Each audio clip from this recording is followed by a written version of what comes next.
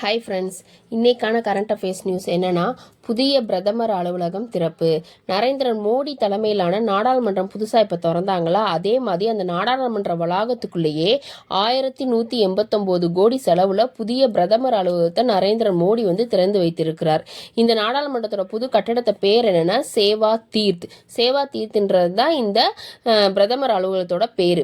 அதில் சேவா தீர்த் 1, சேவா தீர்த் 2, சேவா தீர்த் 3 அப்படின்னு சொல்லிட்டு 3 இருக்கு. அதில் 1ல் என்ன செயல்பட போகுதுன்னா பிரதமரோட அலுவலகம் செயல்பட போகுது.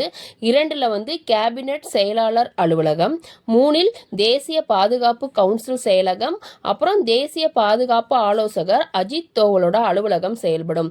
இது என்னதுன்னா நம்ம பிரதமரோட அலுவலகத்துக்குள்ள செயல்படுறது அமைப்பு. அதே மாதிரி மத்திய அரசின் தலைமை செயலகமும் 2ஆ ஓபன் பண்ண போறாங்க.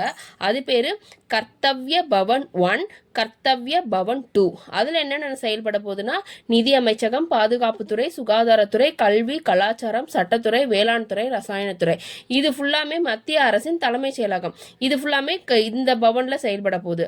அதே மாதிரி பிரதமர் அலுவலகத்துக்கு அருகில் தான் பிரதமரோட வீடு கட்டப்பட்டது. இந்த பிரதமரின் அலுவலகம் நாடாளுமன்றத்துக்கு செல்ல பிரத்யேக சுரங்கப்பாதையும் அமைக்கப்பட்டு வருகிறது.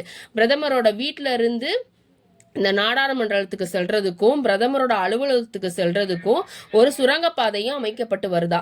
எப்படி நம்மளோட பிரதமர் மோடியோட ஆட்சியில் புதிய நாடாளுமன்றம் திறந்து வைத்தார்களோ, அதே மாதிரி பிரதமர்கள் வேலை செய்வதற்கும் புதிய அலுவலக கட்டிடம் திறந்து வைக்கப்பட்டுள்ளது. அந்த கட்டிடத்தின் பெயர் தான் சேவா தீர்த்து.